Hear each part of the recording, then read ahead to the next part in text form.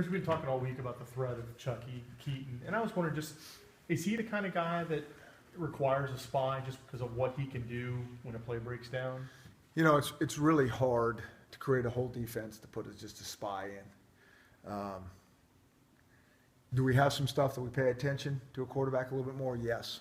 But you got to run your defense. I mean, they got a power run game. They got a spread offense. They launch it down the field. And so just to have a spy there, you got to pick and choose your spots. But anytime you got a guy that can run the ball, dual threat guys, I mean, it's really hard. I mean, you can do a great job of covering guys downfield, and then there he goes running, first down. Everybody forgets that, you know, it actually is pretty good except for that. And so he brings another element to the table. Do you feel like there may be some linebackers, either some of the new guys or maybe some guys that have been here a while, that could be suited for maybe a position that could handle that, whether it would be him or another quarterback down the road? I mean, we'll find out. We'll find out real soon. I mean, some of those, again, the line does a good job. Okay, we even get a good pass rush. Sometimes that's when it's the most problems, and then there he goes. There's just a lot of space. And, we'll just have to kind of see how it goes and see if we do have some guys that can, it all looks pretty good in practice. We'll have to see what happens, play the game. What have you thought of your pass rush through the first two games? I think we're making progress. I thought in the Boise game, we got some pressure, but I thought Finley did a great job of stepping up and getting out of it. And so, it's that thing where we got some pressure off the edges. He steps up, and there's some running lanes. And so it all has to work together. I mean, one guy gets some great rush and flushes him out, and the other guy's not where he needs to be. We got a problem. Does that element maybe require more creativity from you guys this year, just given how good Howell Lee and Danny and those guys were just bringing four?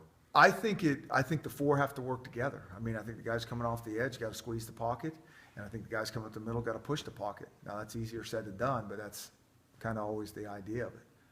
Utah State's defense does some different things, some funky looks, I think, just from seeing their game last Friday night. How much of a challenge is that going to be for Jake? What is he going to see, and what is he going to have to be prepared for in that regard? It starts with our O-line. I mean, that's who it starts with.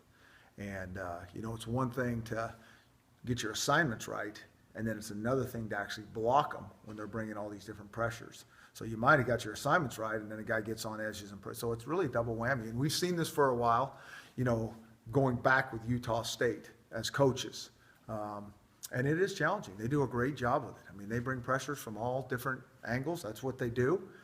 They show it from one side, bring it from another, and, do all those type of things. Is there anyone in the Pac-12 comparable in defense that you saw last year? I'm trying to think from last year.